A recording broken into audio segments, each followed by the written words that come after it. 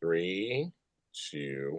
Hello, everybody, and welcome to another edition of the GH Mini Spotlight here on JLJ Media. I am the JLJ of JLJ Media, James Lott Jr., and of course, my partner in all things General Hospital, every floor, Frank Moran. Hey, everybody. Third floor, 10th floor. I forget how the floors you're seeing. 11th, I don't know all these floors you're seeing there. The doors outside. Now, folks, I'm going to give him an intro because I can.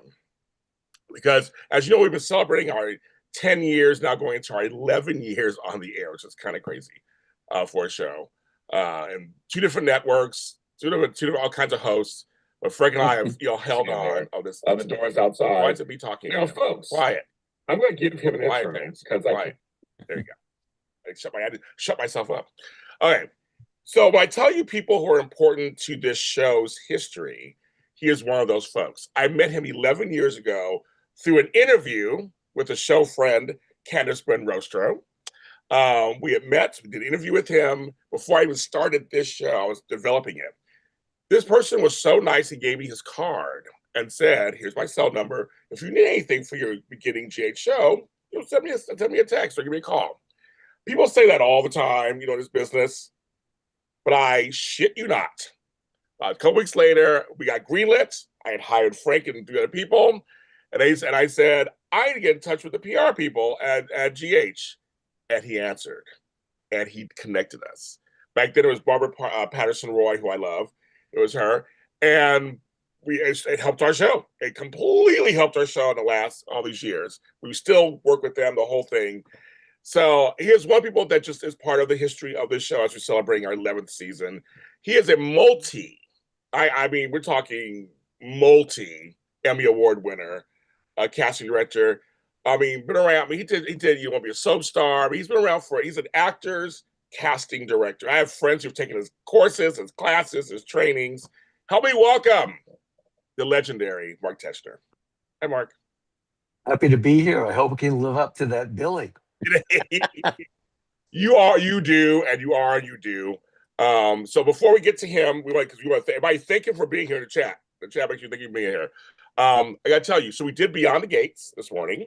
That one is out. That was Amanda and Candace, and then that's out right now. We also did The Bold and Beautiful and Young and the Restless. Those are out also, audio and video. You can check those out. Tammy Govea, who would be here, says hello, Mark. She's taking a class from you. It's her birthday tomorrow, so she's off today. I say she's on assignment, but I think there's Prosecco and Palm Springs involved. But she's out doing that today for her birthday tomorrow. So we want to give a shout out to her. And then after this, of course, another friend of mine took your class, Tony Moore. His show, Dish of Days, is at 3 o'clock. We talk about all things Days of Our Lives. We are the Sunday Soap Block, so support them, support us, support soaps. We're not going to be here next week. I'll be with my granddaughter for her birthday. But we'll be back the week after. I know it's Oscar Sunday, but we're done before the Oscar starts. So you'll join us. We'll talk soaps, and then you go watch the Oscars. That's how we do on the 15th. But today, we're happy to continue to bring you stars to our show. Last week we had the boys, Adrian Anchondo and Van Hansis.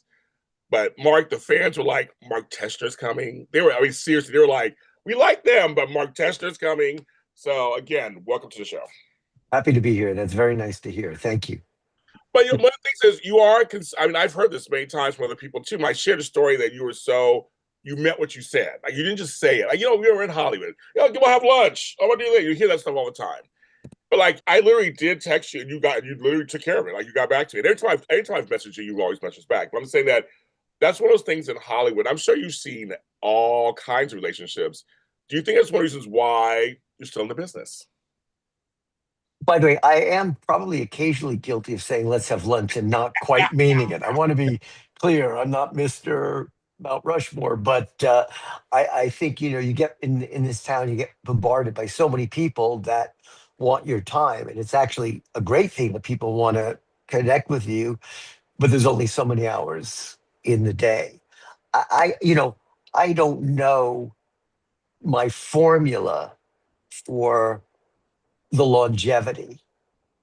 I've been casting General Hospital over 36 years. And before that, on ABC, I did Loving for 4.5.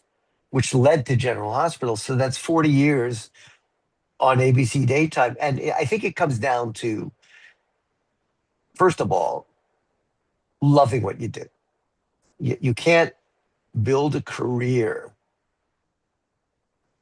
if it's not something that you're passionate about. So for me, casting has always been what I'm passionate about. Possibly the only thing I can actually do. Uh, but it's my calling. So that helps in terms of building a career. Um, I evolve just like an actor grows in their work.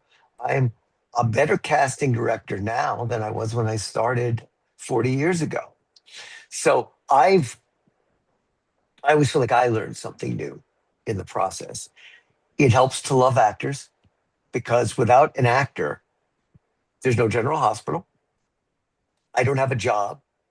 And I never lose sight of that it's not me versus the actor or I'm above any actor. It's a collaboration. When an actor comes in, I am hoping they're amazing, that they are the missing piece to the puzzle of the canvas of the show. So I think that helps a career is when you're on the side of the people that are auditioning for you and also being open and receptive to the vision that different producers have on the show, different writers. I have to stay true to my taste and my vision, but I also have to be aware of whoever is I'm working for. I understand their vision as well, so we can collaborate to find those actors to go the direction they want to go with the storylines and with the show. So it's all of that, I think, that has led to the, building of a career. What is one thing, I'm sure there's many, but what is one thing that you have learned that you stopped doing back in the early days that you now know to be true now? I think it comes down to trusting your gut, not questioning that, not second guessing. What do you think? What do you think? I got to go on my gut instinct and give the producers options. So there's multiple options for a given role. But it really comes down to trusting my gut. And as I've been doing this and working on the show, I really am in sync with this show and what we need for the series regulars, what we need for the guest stars, what we need for what we call the under fives, 5 lines or less. In other words, to me, I take every role seriously, whether it's a 3-year contract or a guy saying 3 lines. But what can I do to bring the show to life, to find actors that are dynamic, powerful, and interesting enough that the audience is going to be engaged and want to watch them grow, and in turn, watch them grow on the show. Yeah, Frank. Yeah, that's because I wanted to ask follow up on that is how much when you're casting is does potential kind of factor into it in the sense where there are some actors that I know have come on the show that when they start it's they're a little stiff, a little wooden at times, but as they grow on the show, as you're saying, their performances become more natural. They become Absolutely. just That's more a part of the great canvas. question. I would only change the phrase from stiff and wooden to we say green, Yeah. not seasoned. It doesn't even mean they're necessarily stiff, but because they're green, there's not as much nuance and complexity to their work as you hope will develop. And I can give you, I'll give you a few examples through the years. When we hired Vanessa Marcel, Oh, she hadn't done anything, maybe a play, but this was her first gig. And she was very raw, very green, didn't have the skill set that she had when she eventually started to win awards, but there was something amazingly magical about her. She had this thing you can't quantify, this charisma, this presence, and you couldn't stop watching her. And we felt there was enough there to invest in building that character. I'll give you 2 more of actors that are currently on the show. Ryan Pavey, yes. when he auditioned, had not done any professional acting. He was studying, but he was very raw. And his manager sent me an audition he had done. And And I was like, yeah, he's very raw, but there's a presence, there's a charisma. And so I brought him into my executive producer, Frank Valentini, and I said, listen, he sent the audition to Frank. I said, this guy hasn't done anything, but there's something there. Frank immediately was like, yeah, get him in. So he came in and read for Frank and me and some other producers. We created that role for him. We literally created a role for Ryan Pavey, and yet he hadn't done anything, but we saw his potential. So when things like that happen, it's very exciting from the casting point of view. You see something, and it takes a village. You need Frank Valentini, your executive producer. You need people to see what you see. And my favorite current example is Giovanni Mazza. Say everybody in chat just said that he's doing great, and we're watching him grow on He screen. is. Right. I love that kid, and I call him a kid because he's now what 21, but he was 19. So he auditioned for the role of Aiden, and he was way too old. And the reason I sometimes see older actors for a role is because you never know. What if there's something else? And he was like, okay, I was like, this guy is 19 years old. He's simple, he's real, he's not yet there, but there is something about this guy. So when I sent the group the auditions to Frank to see who he wanted for Aiden, I said, listen, I'm including this guy, Giovanni Mazza. He hasn't done much, and he's too old for the role, but I just want you to take a look. Frank said, get him in. We brought him in. We had a room full of producers. He'd been in LA, I think, 3 weeks. I mean, at that point, he was a maestro violin player, a virtuoso. So I brought up his violin playing in the audition to break the ice and make him comfortable. And then he read, and obviously his work is where it is now, which is fantastic. But it was solid enough, and he was present enough where we saw something. He left. We created the role. There was no Gio on the show until we said, let's create a role for Giovanni Mazza. So Frank and the writers created that role, and because we saw something in this guy. And to his credit, he's one of the hardest working actors. He's worked and he's worked. And the work he's doing now, the depth, the nuance, the range. He went from being a sweet kid with a violin on the show to a very complicated, conflicted, charming, dark, multi-dimensional character on the show because he's put in the work. I think the transition for him was the nurse's ball with the breaking the violin. Something clicked. And ever since then, his work has taken off leaps and bounds, and he really has held his own with the Maurice Bernards, with the others. Whereas when he first started, he couldn't hold his own because he didn't know who he was yet as an actor. But as he's finding that, he challenges everyone in his scene, he's in the scene with. And fortunately, he has off the chart chemistry with Braden Bruner. And you can't fake chemistry. The audience sees it.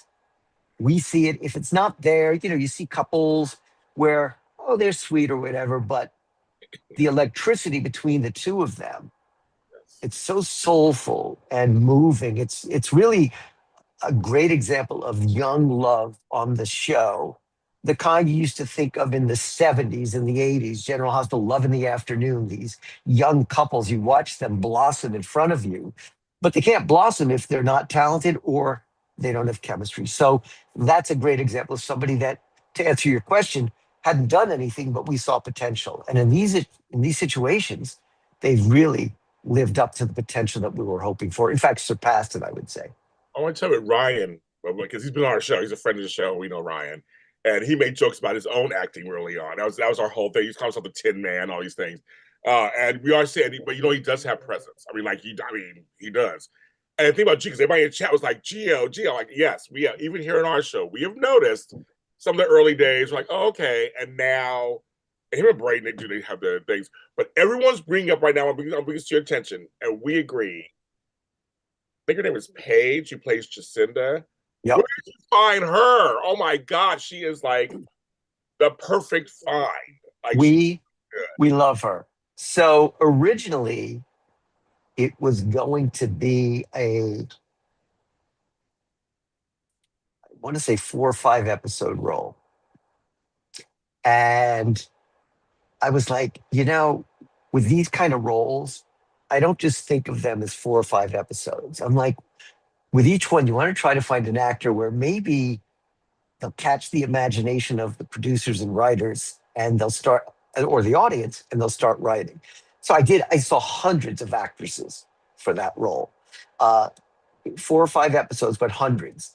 And I sent Frank my final. So I saw hundreds, and I sent Frank the auditions. I sent him 10 auditions. And I got to tell you, this particular group of auditions, they were all good. Like there was just wow. And he immediately wrote back Paige. So we hired Paige, and on the first day, people from the control room, the producers called, "This girl's good. There's really something there." And watching her now from when she started, she knew how to act before she started. She had done an amazing guest star on Law and Order that I had seen, playing an abused victim, very deep emotion. This was a very different character for her, but she held her own, and her work has such nuance to it. The fact that she's here, it's got to have been well over a year after starting on 6 episodes, because people saw what your viewers see or what you see, and they started writing. Now, I don't think anybody necessarily anticipated this magical chemistry with Rory Gibson. I don't think it was ever like Michael's going to fall in love with Jacinda and they're going to be this great couple. But all of a sudden, they had scenes, and you're watching the taping thinking, something's going on here. There's a real nuance connection that, and again, you can't plan for that. That chemistry is there, and Frank saw it, the writer saw it, and they just started writing it. And she works all the time now. So it's also a credit to Paige, who took 6 episodes and turned it into this giant run. Speaking of Rory, the subject of recasting, what are your how do you approach recasting? Because I had to imagine it as a tricky line, a kind of needle to thread, where you want to kind of satisfy the viewers that love this character, but you want to be able to bring some new kind of view or twist to it with whichever actor that you are really looking to bring into the role. Frank, that is a freaking awesome question. That is a great question. And you kind of are in the ballpark where, if it's a popular character that's left, you want to get somebody that can bring continuity to that character, but you can't go for a cookie cutter or a clone. You need somebody that can, I think you should thread the needle, find that line between making it their own while still respecting the character. But at the end of the day, any recast has to put their own stamp on it. They're not trying to copy what went before. You can't do that. And, you know, Laura Wright she is Carly, but she's also the third actress to play the role. But you'd never know. She's made it her own in the past 20 years. When you get the right person, they take the role and they run and make it their own. Rory could not be any different than Chad. But that guy's magic. Yeah. And he brings to it a completely different sensibility. And yet he is Michael Corinthos. And he's got the charisma, presence, the intensity, the vulnerability, the range. And on his first day of taping, when he bursts into the new nurse's ball and walks down and takes Wiley and says, "Come on, you're coming with me," and walked out, that was Michael. And even then, the audience was like, "Whoa, who is this dude?" And then you've got this intensity. He's got a very brooding presence. That's a little different than Chad. They have different sensibilities, but he made it his own. And then you've got this intense, dynamic guy. And then the next episode, he's got this beautiful scene where he puts Wiley down in bed, kisses him, and starts crying. And all of a sudden, he's got this wealth of pain and vulnerability to go with his intensity. And it's like, okay. And I have to say, the response from the audience was off the charts instantly, which is very unusual with a recast Yeah. because usually people want to grow into it. They need time, but people love this guy. And it's not a reflection on Chad. Chad was fantastic. He played the role for over a decade. Love him. But Rory made it his own. We weren't looking for somebody to do a carbon copy. And Rory is great with whoever he's in with the scene. He's whether it's Willow, stunning. It's just, and he's also hell of a nice guy. Yes, he's a friend of mine, friend to the show. He's been on. He's Hell and of a nice guy. the thing is, you're absolutely right. I had never seen this. I should never say. I haven't seen this in a long time. The audience response was like basically unanimous. Yeah. He's like one of the best recasting. Yeah. I really, but for you as a cat, it must make you. I mean, because you didn't write the show, you casted him, but it must make you feel good on some level too. Like your gut was right. Your gut. It makes you feel great. And you can't pull that off if you don't have a boss who sees what you see. So I always consider collaborative. I bring to the table these possibilities, but the final decision, Frank, the writers look at the stuff. It's almost like my job is to give options, but in my opinion, there was no option. It was once you saw Rory in the screen test, there you go. And there were a lot of good actors, but yeah, he's made it his own. Another actor who had never done anything was Michael Sutton, who played Stone. Oh yeah.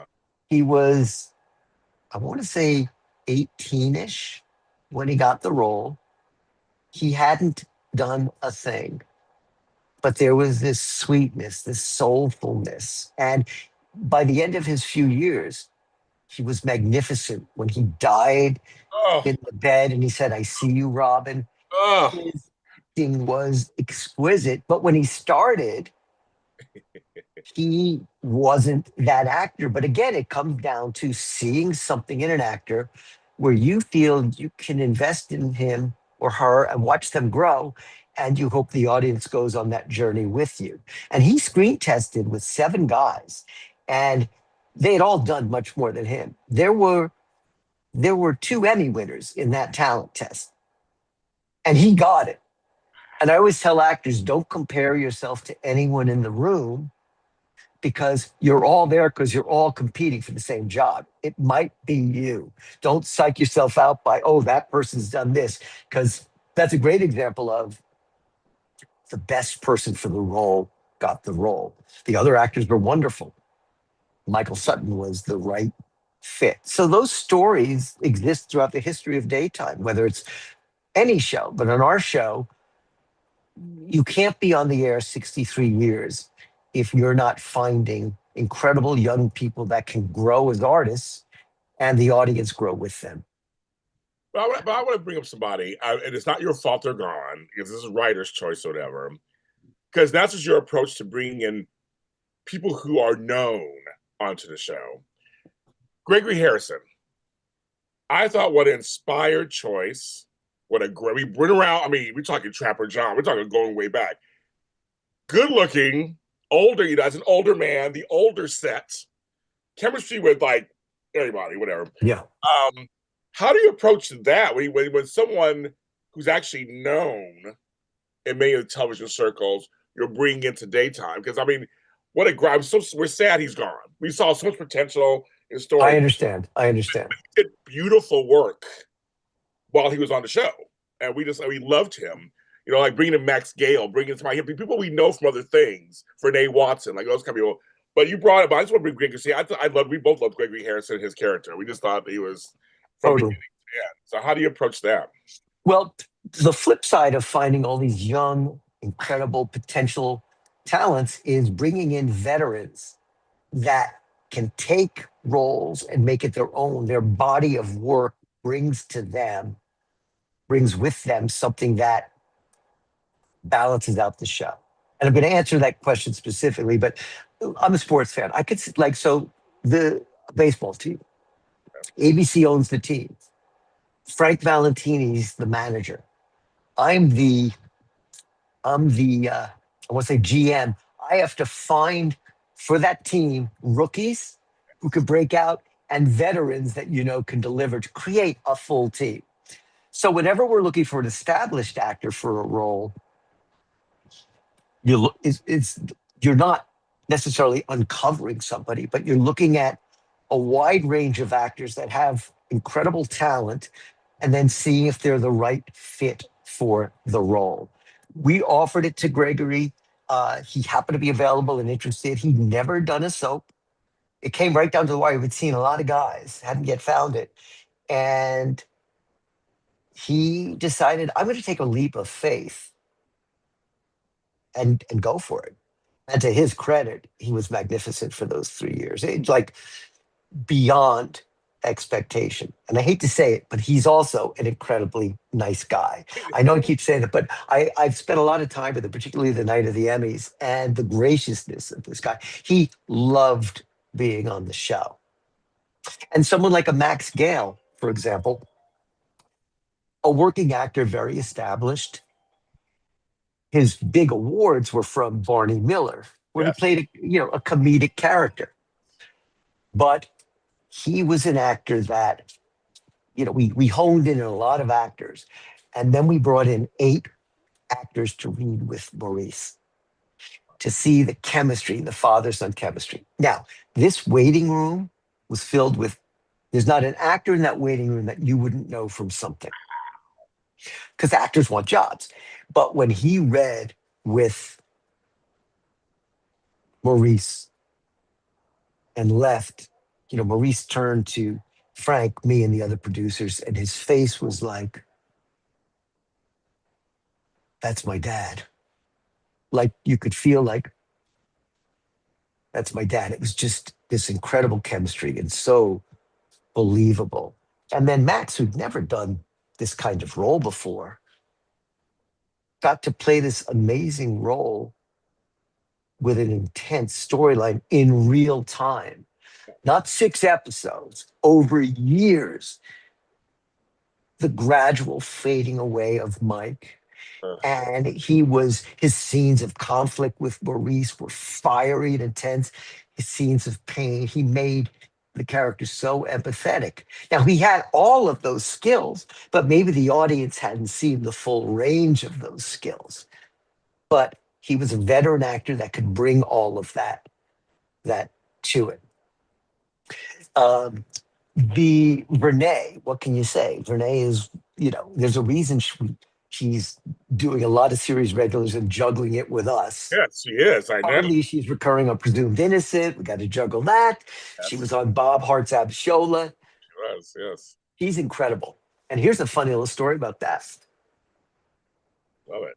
Tell us. We're listening. We're ready. I want to say about 20 years ago, she's a really good day player on the show of a woman that ran a homeless shelter, something like that. And when the role for Stella came up, Elizabeth Cordy, who's one of our head writers, who's been with the show as long as I have, really, and has a history, she said, can you bring in that actress? She worked like 6-7 years ago. She was running the daycare center or something. I said, Renee Watson. So she was going to come in anyway, but it was already in a writer's mind. And we brought these actresses in. They read with Danelle. And what can you say? Vernay is Vernay, an extraordinary talent. And so that created magic. And she's been there for forever. Not forever, but, for well over a decade. But, she is an incredible artist. She's a real talent. Another person that had never done daytime before was Jeff Kober. Oh, Jeff. And, that was a great role. He was Oh, one in a million. And for that, I looked at a lot of actor auditions, a lot of reels. I was looking for an established actor who could be a bad guy, but not a conventional, boring bad guy. Like who can bring something unique and different. And so I sent like 10 actor reels. An actor reel is when on that reel is their body of work, scenes. And Frank watched and wrote back, hire Jeff. And to say Jeff was incredible. And it's funny because he played a really vile, heinous character, but he humanized him. Like there were Yes. times you really felt for this character. But the funniest thing about that is he's playing a real, he murders people. Right. But in real life, I had taken a meditation class, a series of classes that he led. He was a meditation teacher. Yeah. And so you got the most Zen dude playing the most heinous criminal. So that's talk about, a dichotomy. Yes. He was. He's amazing. We loved. We just his and the way they wrote him was so funny. But we almost every week were like, this guy doesn't know how to read the room. He just does whatever he wants. And like there's a lot of fun, and he, I mean, and to connect him with Jeannie Francis and Michael, Whoa. making them siblings, genius. Yeah. I don't know how they came up with that. I was just looking for a really bad guy. And, but their scenes were Oh, really, really interesting, like a chess match. And you actually felt a brother sister. oh yeah, When him he and when Jeannie. he'd when he'd say to her sister, Oh, a couple of scenes where there's ones where Jeannie jumps, kind of, and I'm like, is that for real? The way he like just snap on her because the character wanted her love so and acceptance so bad, and she was refusing to give it to him. They were just, I mean, just pounds of yeah, totally. stuff. It's great stuff. Mark, on the other side of the coin, I have to imagine through your time as casting director, your Rolodex is huge, and so I'm sure in auditions there are those actors that you're like, you're almost there, but you're not quite right for this role, or you're not quite there yet for like to see the potential that you want to see for a role. But I do think that there could be something in the future. Like, how does that work for you? Like, are there actors that you work with that you're like, not right now, but I'm going to keep you in mind for Sure. something down the line? Frank, where are you coming up with these amazing questions? I know I Where James the is hell did that come from? It's a I great try to question. tell him he's good. That's why I'm with him for 11 years. He's good. Wow. Many of the actors that have been cast on the show had auditioned for other roles, and you remember them, and they stay with you. I'll give you a couple of examples if you'd like. please. Tamara Braun read for me when Sarah Brown was playing very successfully Carly. And for whatever weird reason, I wrote in my notes if we ever recast Carly. Now, I can't explain why. It's not like she was a clone of Sarah Brown, which goes back to the earlier, you're not trying to do a carbon copy, but it just made sense. And when we were recasting the role, obviously she got it. But the story behind that is we saw a lot of people, and I'm not telling a story out of school. Tamara has told this story. She decided, I'm done acting. I don't want to do it anymore. I just been her a while. Her agents had to talk her into going in on General Hospital. She said, I'm not interested in this, but it was a request. Just at least play this last one out. So here's an actor that's ready to get in the car and now has become so dynamic and such a force in daytime and made it her own. But that's because I remembered her from a previous audition. This happens all the time where we might cast an actor that we liked from an audition a year ago, 2 years ago. Um, Carlo Rota Oh, we love him. had come in to read for a role that he didn't get. And but he was amazing. And he read with Laura Wright in the room. And he was incredible. Like, this guy's an amazing actor. So Sidwell, the role of Sidwell comes up. So I put together 8 or 9 ideas to send Frank of established actors. And I put Carlo up top. And I said, Frank, you really liked him when he read for you 6 months ago. Within 2 minutes, Frank wrote back in an email, hire him, because he had remembered Carlo from this incredible reading. He just wasn't right for that first role. But because he left such an indelible impact from his previous audition, he was the guy. He was the guy. And many of the roles that we cast are people from that we've seen previously, where we'll go back and look at past auditions, come up with ideas, and we put them on the show. It happens It's really nice when that happens. I tell actors who sometimes get frustrated, they feel like I've auditioned so many times for the show. Well, it's not your time, but the fact that you're auditioning multiple times means we like you or I like you. Uh, and then maybe it's their time, the sixth time is the charm or whatever. I've had actors that have auditioned for casting office that do multiple series, the NCISs, the whatever. And they say, I've auditioned for that office like 5 times and never gotten cast.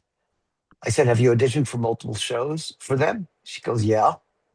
Well, they like you because they keep auditioning you for their different projects. So rather than view the frustration, think about it as they're looking to find a way to hire you. And if an actor can have that mindset, it's actually very liberating. And by the way, very empowering. Okay, they want to see me again. I'm bringing something to the table, not here we go again. And so for me, we've auditioned actors multiple times, but then when the right role comes along and the timing's right, that's where the magic is. I like that switch up because you're right. It's like they're calling you in because they like you. They feel like there's somewhere for you, but it's Yes, that role just be smidge. Maybe it could be anything. Why you're not getting hired, but we're gonna keep bringing you in because we're thinking we're gonna find a place. exactly. Right. I like that. I like that. And in daytime, where we're on every day and there's constant new characters, I better be that Rolodex of who's come in before that we like, who's come in, and then go back and watch previous auditions and things like that. But And see, that's my job. Mark, you've also done because we had Adrian Chanda on there. We talked to him where he was on for like he was a doctor in this one like episode, but he brought him back for a role. Right. You have that too. So you must have people who do come on the show under 5 or a 2 day. Yes. And then we bring them back later. So he had played an emergency room doctor maybe a year or two earlier, and he was very right for this role, which was a complete different character than an emergency room doctor. And it didn't matter that he'd done the show before. I mean, I guess the best example of this would be Chloe Lanier Yeah, it's Chloe. originally appeared in the flashback episodes with Luke and Bobby and the black and white episodes. Mhm. That one episode, it was one episode. So she played the young Dee Wallace Yes. on the show. That's Dee it. was on the show, but she had a lot to do in the episode. It was a flashback, it was a big episode. It wasn't like small. She was significant. And then about maybe a year later, Frank says, we got this role coming up. And I want Chloe Lanier to play it Oh. because of the work she did in that one episode left such a magical impression on the boss. And so we made her contract role in the new role but it wouldn't have happened had she not nailed that one day that she was on General Hospital earlier. There's no small parts, especially what as they always say. There's no small parts. I feel like whatever the role is, it's a chance for an actor to be present, to be on set. You never know what's going to happen. And many times it is just that one role and that's it. It's a one off. In fact, that's probably mostly the case. But so many times something happens and they take to that actor, and all of a sudden that character starts to come back. Carolyn Hennessy, I hired her over 20 years ago for a 3-episode role of Diane. They're like, we want a feisty, dynamic attorney. I had seen a play that she was in. And I was like, I went to see a friend in it, but I hired her. And so 3 episodes has become what? Oh my. 1,000? I don't even know. But she didn't, she said, oh, 3 roles, 3 days? Yes. And bang, there you have it. Kathleen Gotti, her character was a 3-episode doctor. You're naming your Maybe 3 or 4 episodes. Yes. And look, I know. and so they see something and the actor brings something interesting and suddenly, okay, maybe we can keep them on the canvas. Things like that. Perry Shan, another one, friend of ours, another one. Perry Shem was supposed to be a sleazy Well, still gives, but was supposed to be a sleazy lab tech, little creepy 3 episodes. Named Brad Cooper though. Brad Cooper, really? But it was a 3 episode. It was three and done. So again, it's one of those things where if an actor comes in and does a good job, it doesn't always happen, but they're creating a possibility to be memorable and to stick around if the story lays itself out that way, or maybe they can write something in. And that's the magic of daytime for an actor. You step on that set and you never know what's gonna happen. Okay, Joyce Guy. Oh, I love Joyce. Oh yeah. Okay, great story. So we had a 2 role episode of Nina's nurse from the past. Her first 2 episodes were scenes with Nina rehashing the past. 2 episodes. Frank walked up to her and said, I'm going to find a way to bring you back. And then she had this huge storyline for 2 years. Because in those 2 episodes, like Frank was like, okay, let's not lose her. Let's keep her. Yeah. And I gotta mention Lydia Look, my girl. Absolutely. Oh, one last thing about Joyce Guy. This is amazing. And then I'll talk to you about Lydia. And by the way, Lydia is the best example you can give of no role is too small. And I'll explain. With Joyce, we were just starting the process of casting that role. And one night, I'm watching a show. I watch a lot of television because I like television, but I like to see actors. Okay. And all of a sudden, I didn't know who she was. And she comes on, and she's like really good. So I get my phone out and I film 30 seconds of the scene and I text it to Frank. He goes, hire her. Oh my God. Oh my, oh, wow. One night I just texted him and he says, do it. So literally she showed up by my screen and bang. So and to her credit, when Frank said to her, I'm going to bring you back, he brought her back with a big storyline. But the thing is, her work spoke for itself in that moment. Speaks for itself. Lydia is, in answer to your question of, or one of you just said, no role's too small. Lydia started, I'm going to say 20 years ago, maybe, as an under 5, meaning 5 lines or less. They had a storyline with 3 heads of the family meeting with Sonny, and they were all under 5s. It was Lydia and 2 other mobsters on the show, but and she did a couple of episodes under 5. She was really good. She was an actress that had auditioned or whatever for us, and then like she wasn't on the show for years after that. And then they bring the character back. And like suddenly they're writing her. They give her a first name, Selena. She was just Ms. Wu. But that was from taking an under 5, 3, 4 lines in an episode. Not like, you know what, I don't want to do 3, 4 lines. I have an opportunity to play a character on the show and then disappears and then comes back full force with major story and really found a way to make that character interesting in her own. And if she didn't, I'm sure they wouldn't be writing her as much as they did and involving her in so many storylines. But that's an example where there was no small actor. There was an actor that had a supporting role, but decided, I'm going to make something magic out of this. She did. The fans, in the chat talking about the fans, just like, It's like, who knew? like who knows? Like it was like first, like who is this? Like, if she would walk into the room, just her walking into the room, you're like, who is that? You couldn't keep your eyes off of her. Yeah, yeah. Right? It's just like she has that it quality. I've had a chance to interview her, and I just love her to pieces. But it's like she came on, and she just like you're like, who's that? I want to see more of her. And yet, I bet you don't even remember her from her under 5 part 20 years ago, which established her until they brought her back as the same character. So, to Lydia's credit. Wow, Frank.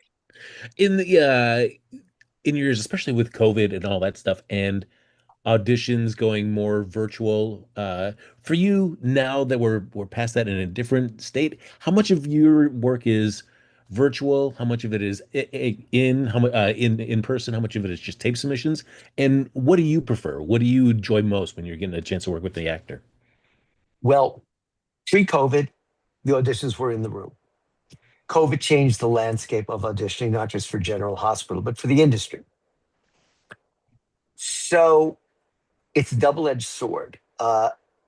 Actors miss the in-person process because the majority of auditions for projects are self-tapes.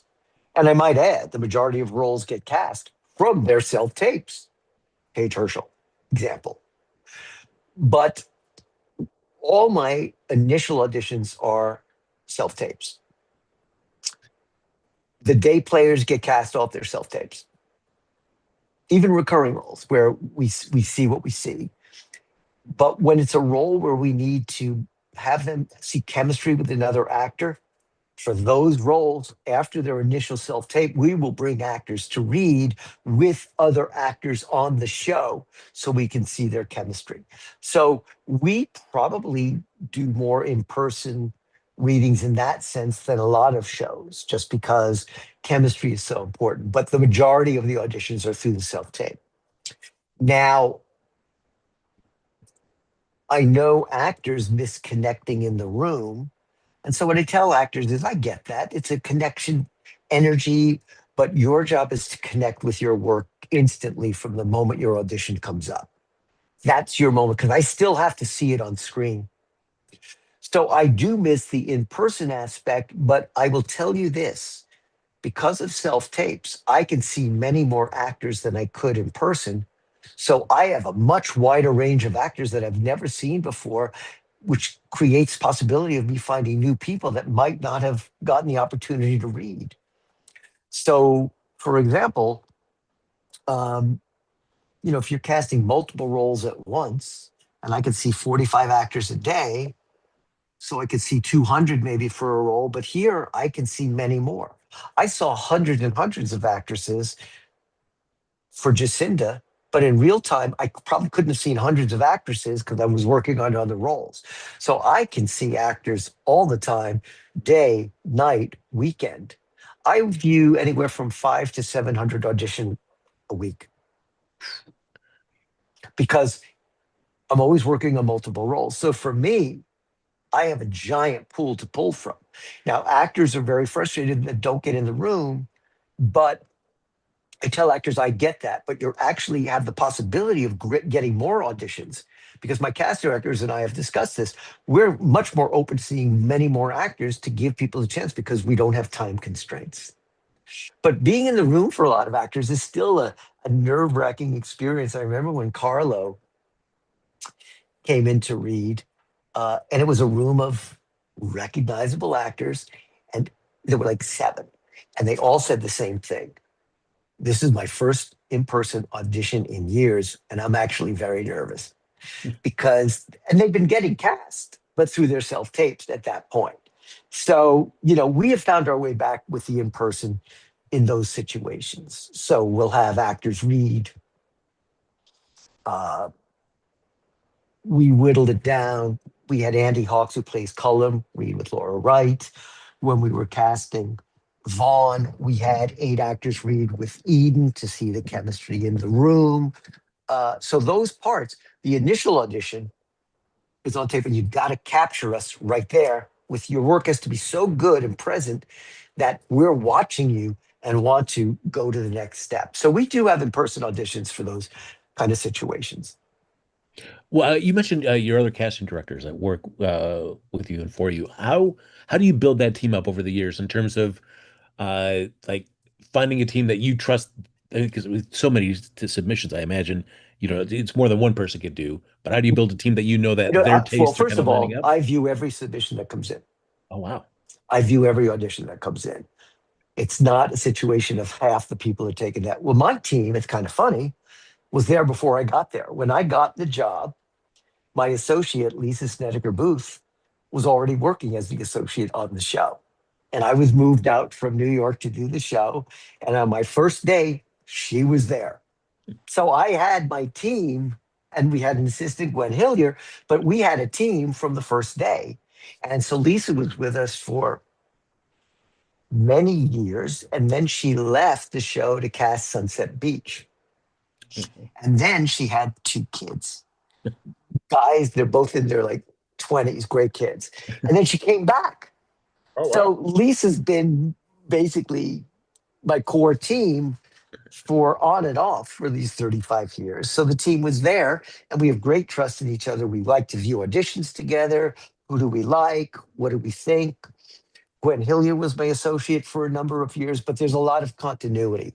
I have not gone through, well, I guess you could say I've only had two associates in 36 years. So lots of continuity there.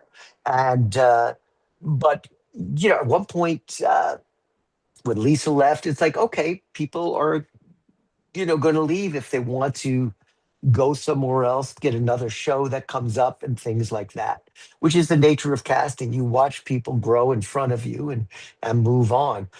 Most of the great casting directors at one point were somebody's assistant or associate. You just have to be willing to collaborate and share ideas and view things together. It's more fun when I'm watching with someone and we're discussing what do you think. It's just uh, so that's how the team was there before I got there. I have a question for one of our viewers. First of all, we have 80 people watching, so 80 people say hello. Oh, that's fantastic. That's great. Osei, did you see? Is the person who asked this. How does it work if an actor takes ill or has a personal emergency? It's a short recast is required. How do you guys handle that? We handle it. We do it. No. It's probably the least fun thing as a casting director, short-term recast. It started, but we've had situations where we've lost an actor last minute, and my job is in 24 hours, you come up with an idea. So Jen Lilly, who has had quite a career, she was an emergency recast for Maxie at that time, some years ago. Yes. And we brought her in to read with Bradford Anderson, but that was a one-day recast. But the majority of the recasts have come with COVID.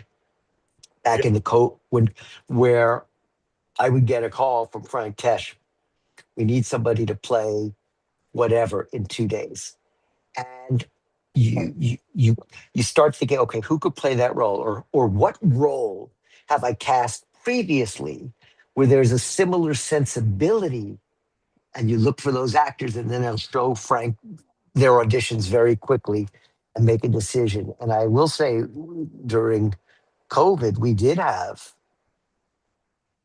4 or 5 series regular recast. And so it's very challenging because you can't clone an actor, but you want somebody that has the essence. So in that short term, there's a certain continuity. And sometimes you get it right, and other times it may be not exactly the right sensibility, but you always want to have a good actor who can play the story, even if they're somewhat different than the actor that came before them.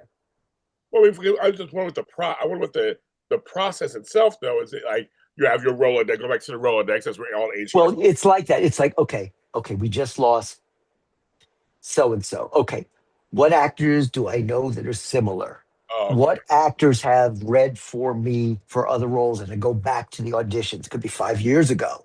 I start watching auditions, or I go back to actors that were submitted for it that didn't get it, that were good.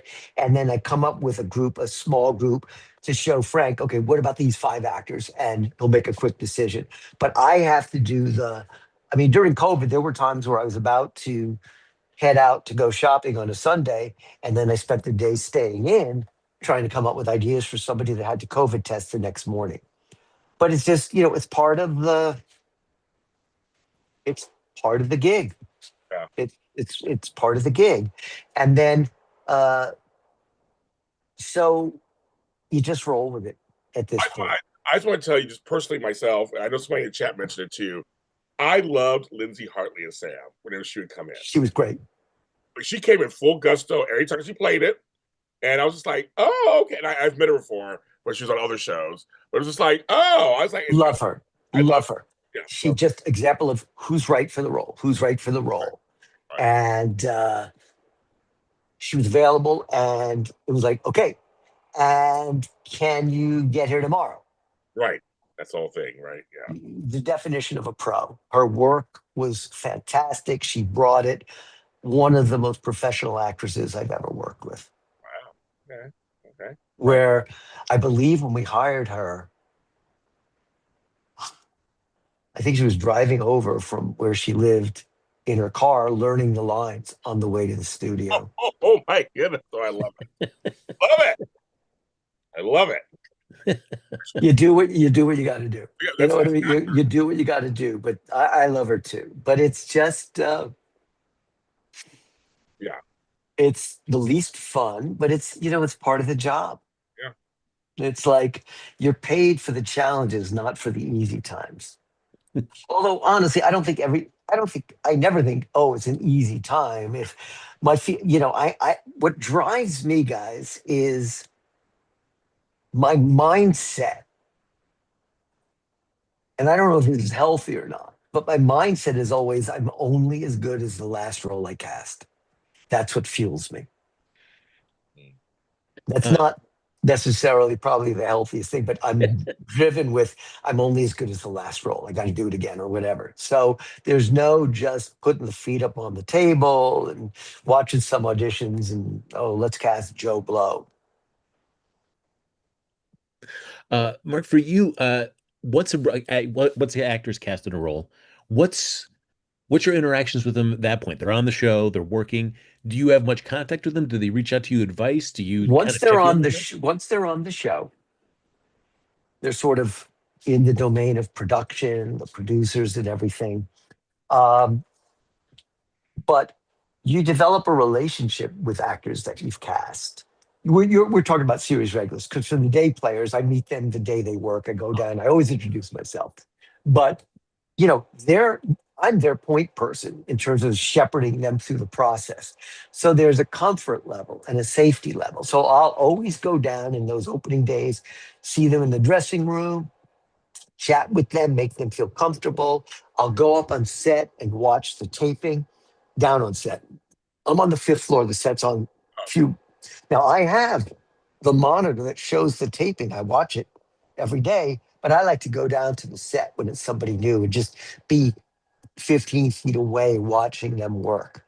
But you definitely, and at times they cut, like Giovanni came to me a lot in those early days with advice on how to approach a scene. I remember mm, before the nurses ball, he called me on a Saturday to talk about some things, and I gave him some advice. And so he was hungry for what can I do. So my door's always open, and I have a great relationship with all those actors. And some come in if they need advice, but most once they're on the show, there's so many people taking care of them and guiding them in terms of the character. You've got Frank, you've got our other producers, you've got MK, Michelle, Jennifer, the three other, and they are guiding the actors with questions and helping them find that performance and discover that character.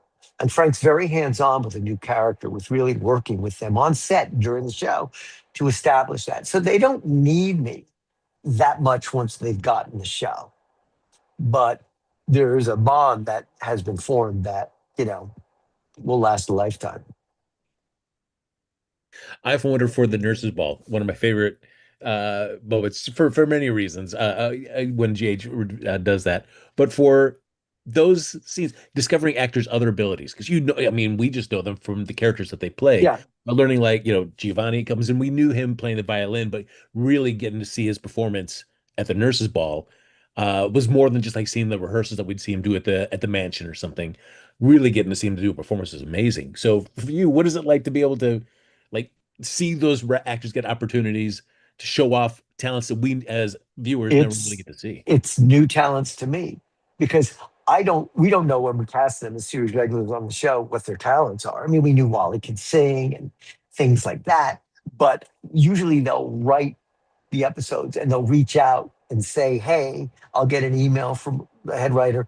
Do you happen to know if so and so sings?" And then we'll find out. But it's discovery as we go along. Although some years back, the year we cast Lisa Dorkin, Oh yeah, yeah. Amy. and Deani Collins. Yes. And they've recurred as major nurses and characters through the years. Yep. So Frank said, listen, for the nurses' ball, I want to add two nurses that we know can sing, but can be part of the fabric of the show. So before leading up, the audience knows who they are and we can use them after the nurses' ball. So part of that audition was finding people that could sing, and they had to sing in the room in front of us. So they had the acting scene, and then we asked them to sing a song. And so we hired those two to build them up to that nurses' ball. This was some years ago, but they're still on the show. Like Amy, they wanted a gossipy nurse, carrying on the tradition of the original Amy years ago. And so Risa did a great job of being that character and could sing, and we layered into the show. And same with Deani. So those were times where we actually knew for those two, we want to have actresses that can sing to utilize them in the nurses' ball. Well, if you ever need to host the junior Look no further. here, we live in LA. I know Frank would be happy to do it for sure. I mean, George Pinocchio's got that on lock. So he's on lock. He's yeah. on lock. That's funny. Yeah, we're hosts also. I want to ask you. We've kept you long enough. I'm going to ask you just a couple more questions. Guys. You guys are asking really unusually great questions and very nuanced. Thank you. We try. We try to be professional. But I also always like talking about the show. I love the show. I spent over half my life casting the show. Over half my life has been in that studio. And so I feel like an ambassador to the show. I'm always happy to talk about the show and the process and share my excitement about the show, about the actors. So it's my pleasure to do this. Oh, thank you. Well, I want to go back for a second. Do you remember your first couple actors you cast? I do indeed. Do you really? You remember? Okay. I can, yes. So the first actor I cast was Anders Hove as Cesar Faison. What? Whoa. What? And wait, he was the first actor to read for the role.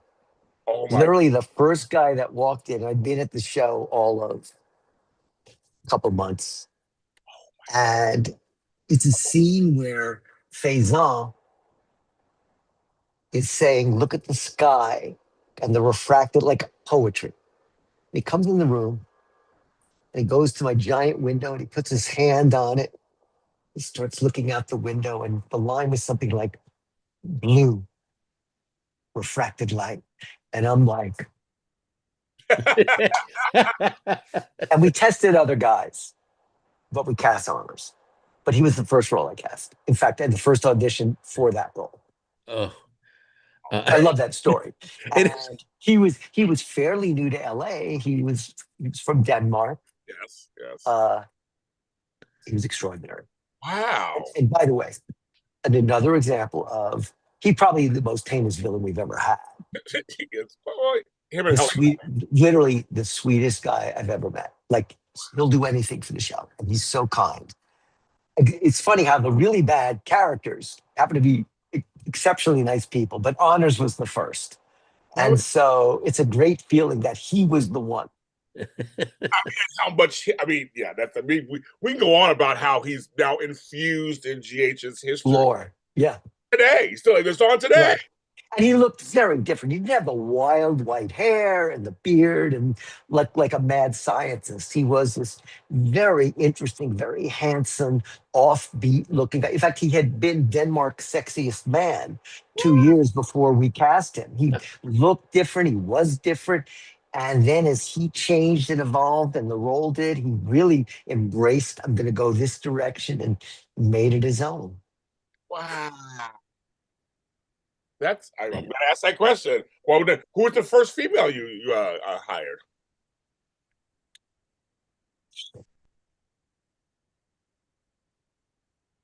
I mean, maybe Alexia Robinson, who played Meg on the show. She was only there for a year or so because when the regime changed, they eliminated a lot of the new characters on the show.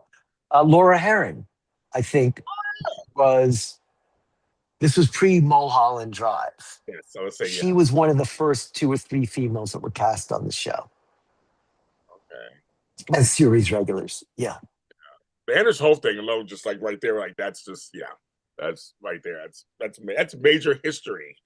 Well, I mean, speaking of like great villains on the show and recasts, as we talked about earlier, I felt like a great recast was Sebastian Roche as Jerry Jacks. What was Yes. it like? Because I mean, that character when the original actor was playing Jerry, a very different kind of vibe for that character, and when Sebastian comes in, the character has a very different kind of mindset. Yeah. What was it like recasting that role? It's funny you mentioned that because I was actually thinking about Sebastian's first day the other day. Oh, okay.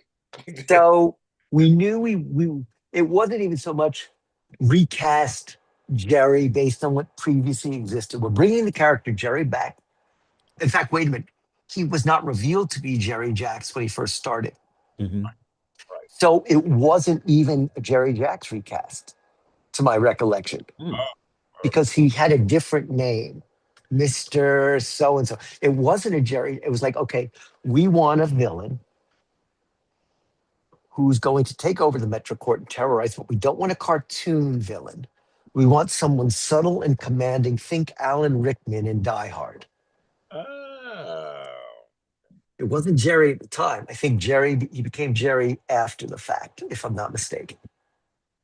So we viewed, back in the day, we either viewed his DVD, we had DVDs for auditions. I'm sure. Or VHS.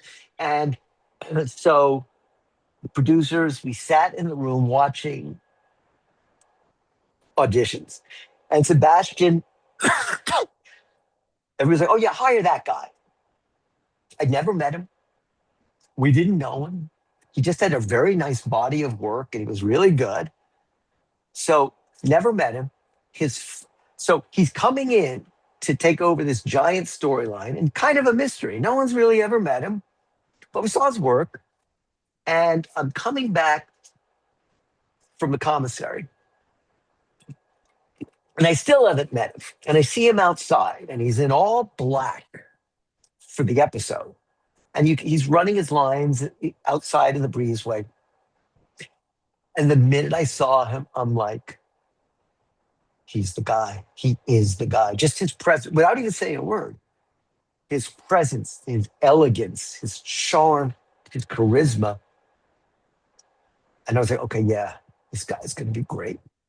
And he started doing the scenes, and we knew we had an amazing villain. I don't believe, could be wrong, but I don't think he was never supposed to be Jerry Jacks or stick around for years. It was one of those things where, okay, how do we find a way to get this guy to stay? I hope I'm right in that story, but I can tell you, I don't remember it being a Jerry Jacks recast. Oh. Character and a different name and everything. But again, when you saw him, even without saying a word, he embodied the essence of this. I know that James and I will talk about as we're talking about GH, like the glory days of like the 70s, 80s, 90s, when like location shooting and stuff is more prevalent. But the industry's changed, budgets have changed, schedules, all the stuff. For a production side, we see how that kind of affects it on the screen. But for casting, has it changed a lot from the 70s, 80s, 90s to present day in terms of how you're impacted by any of that? No, because my mandate has always been the same. Find the magic. Find that actor that's going to be magical, whether it's the 70s, 80s, 90s, 2010, find that person that is going to tell story through their work and be so interesting that the audience will go on that journey with them. That's always been my mandate. My job doesn't change on the decade. Yeah, production value, well, our production values are extraordinary. By the way, but the locations aren't as broad as they were, things like that. But you find a way to make more with less. I'm amazed what we have on the screen. For Blown sure. away. Frank, no, Frank does it. We talk all the time. Frank, he's under budget. Frank has this way of making the show look like just the production values are extraordinary. The sets, the lighting, the way it's shot. Um, I'm blown away. Seriously.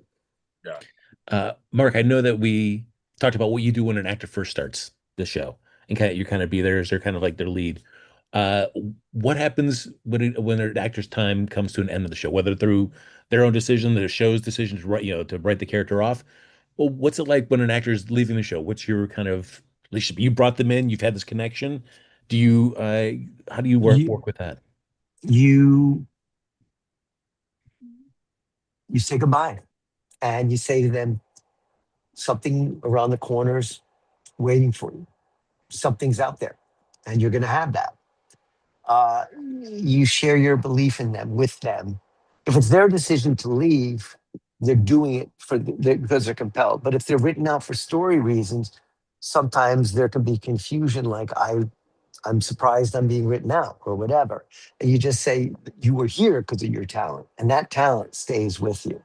But when Nick Chavez left the show, he was very clear. I'm leaving. I've got this I want to do. So didn't need to wish him success because he was so confident and he was already starting to work outside of the show. It was just his next journey. By the way, Nick Chavez auditioned with 400 actors that sent their auditions in. And he was selling cars in Florida. Right, he was, yes. 19 years old. We liked him. He flew in to test, and the rest is history. But if there wasn't a self-tape, I wouldn't have seen him in Florida.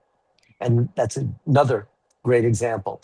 But you just wish the actors the best. And there were some actors, that something great's just awaiting the corner if they just ride that out. But, you become, attached to these actors. It's business, but as a human being, it's your people. Yes. Well, thank you, Mark, for coming on the show. Thank you so much. You're welcome back. I had a blast, guys. I mean, no, seriously, and thank you for what you did for me in the beginning. I mean, just to me, it's a full circle moment. I'm just glad to see you doing your thing and still loving it, man. We do. We're here every Sunday. We do. Despite doing it with me, he still likes it, Mark. I don't know why. You guys have a very good chemistry. I think you should take the show on the road. We should, Frank. I know. I told you. There you go. We should. Everybody, thank Mark Teschner for coming today on this Sunday. My pleasure to be here, truly. Thank you so much, Mark, and have a great show weekend, and we'll talk soon. Thank you so much. Love it. Thank you, guys. Thank you, Mark. Thank you. Yay. All right. Oh, my God, Frank, you were the star. No. Get out of here. You said it on camera. And and the people in the chat were like, Frank, get his tux ready for the nurse's ball. We're gonna be co-hosts on nurse's ball. I tell you, I'm gonna work that out. That's Frank there and make him care. The fan said it first. I don't think there's no way I'd be able to act like I could really care about the importance of these people's lives.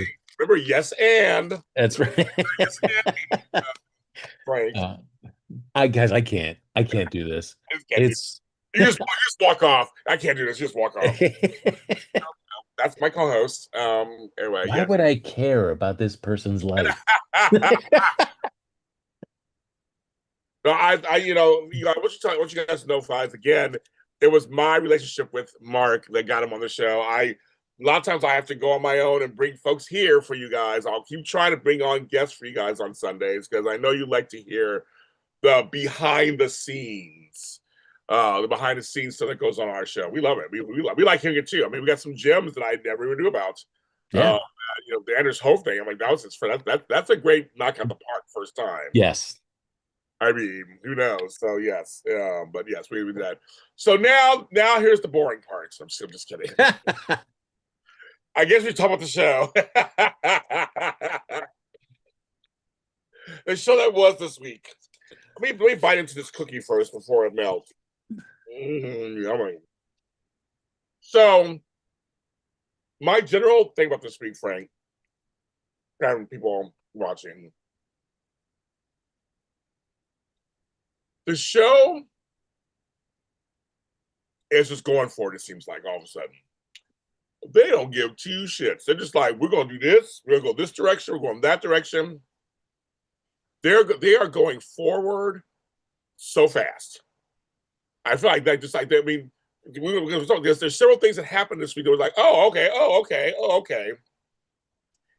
And I read the rumor in some of our digests, because it's some of our digest, they would have put Dante and Elizabeth together. So like they're just kind of they're this show is getting a little cuckoo crazy. I don't know what's going on here, Frank. That I did not read that rumor, but that scene of them chatting at the hospital, I was just like, man, this feels like a chem test scene for these two. And the first time I'd ever, in all the interactions they've ever had in the past, that I was like, huh, what's going on here? Mm-hmm. They did, and they said it came out a couple days after the episode. Interesting. I mean, Elizabeth hasn't had anything going on, and so I'm down. I'm down for I'm not. really? Why not? It just kills me. Her and Rick Hurst have such chemistry. For sure. Teasing it, but Rick is there. I don't know what I don't know what the reasoning is to just not put them together. It's not just this show. Several shows are doing this right now. YNR is whole Nick and Sharon. Another show like it's like why don't you just put them? The fans put them together. The chemistry's off the charts. They tease us, but they almost don't. They almost don't. Just do it. Like I don't understand why they just won't sign off on it. The two have, Man. I mean, you could write a real beautiful love story, a mature love story, because they're changing Rick, so to speak. That could she knows who he is. So I know DG, we actually agree. I know it's kind of crazy. We really me and DG in the chat, we never really agree that often.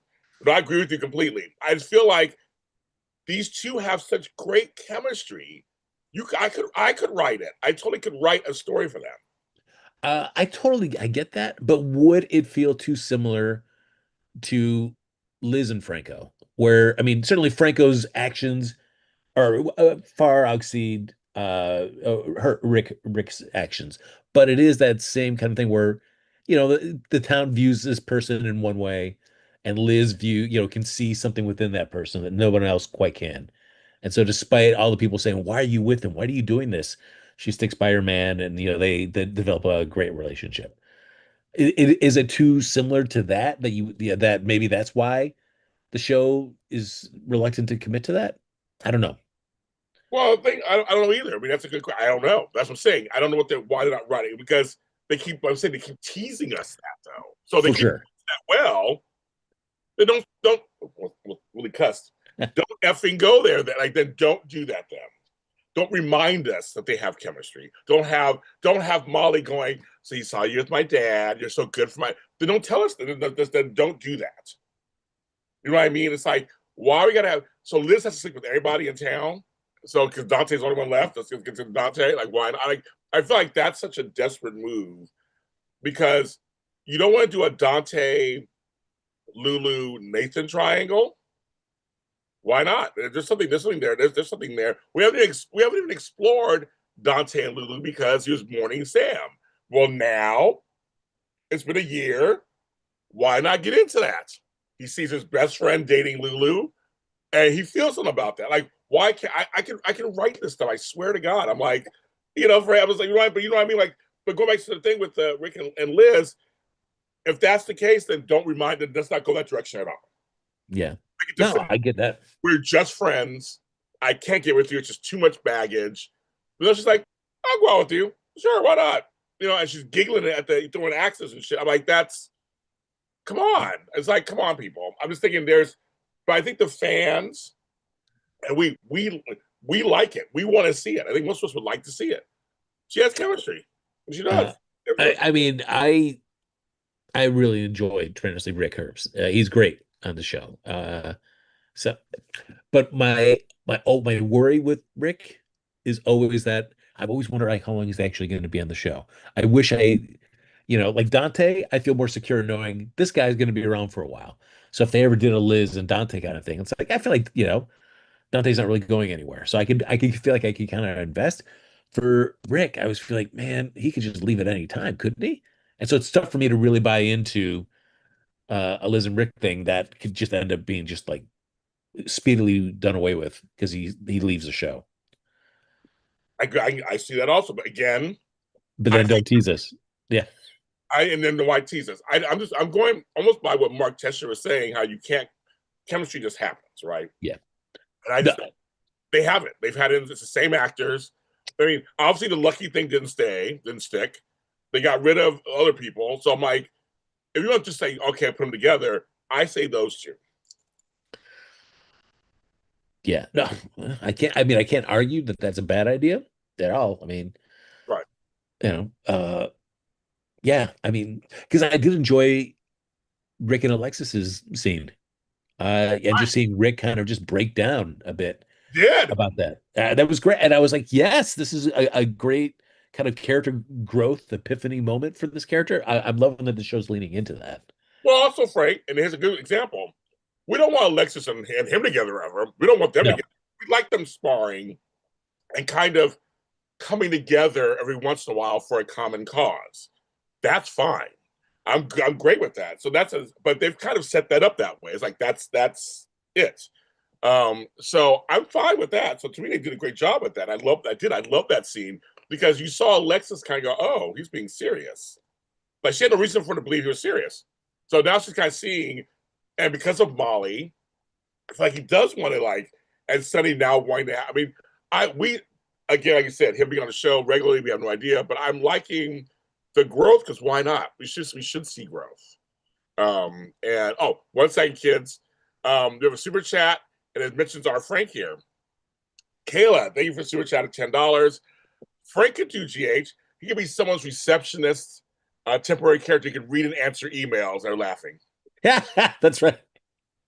I will never answer the emails. Don't worry about that. Yeah, Frank's like, oh, screw emails. I'll do rounds. I'll do rounds. That's Frank. Frank's like, yeah, I don't even emails. That's funny. That's actually funny. Thank you, Kayla. That's really funny. Because they messed up Linda Aid. They got rid of Rick and Ava. We liked them together. They stopped that one too. Yeah. So I mean, Rick has chemistry with other people too. I get it, but I'm saying I'm on the Elizabeth side going, why put her with Dante just because he's the only male around her age? Is that I mean, they put her with Finn, didn't work. She was with Franco, it kind of worked. Lucky didn't stay. And I'm like, I mean,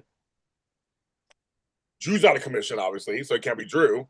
It's like, who else is around her? And they'll never put Jason. Sorry, liaison fans. They're never going to put Jason and Elizabeth together. It's not going to. Yeah. So it's just kind of like, I just really feel like this show is not committed to Elizabeth. I mean, heck, since that Finn storyline on, oof, I have definitely felt like that. I mean, and certainly I think if we've all read the trades and stuff, we know that it's always been tough times around certain moments of her status on the show. Right. And fans love her and support her, so that's great. But Right. Please, I don't want her to become just another Nurse Amy, where she's just relegated to just being a prop in other people's stories. All right, and DJ, I actually agree with you on this too. Becky Hurst looks amazing. She does. She doesn't age. The chick does not age.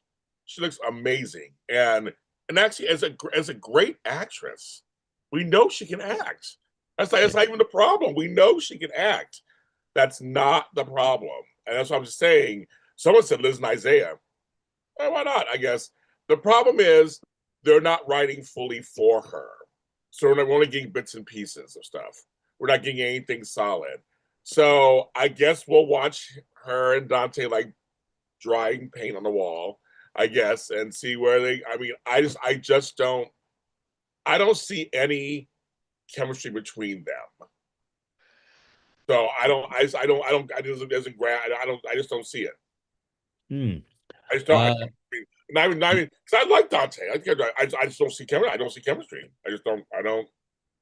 You put some people together, you go, oh, okay. I did, people were joking about Isaiah and Lucas for a while. I was like, there's a little something there. I mean, there's certain chemistries you can feel when people are together in a room. You're like, oh, I see something there. They may not go there, but there's like, I don't They've barely interacted ever in life. When you think about it, they don't. I mean, they almost are the same people, but they never really interact. Yeah. Not really. Like you said, even you thought, wait, what's going on here? They never have scenes. They never do anything together.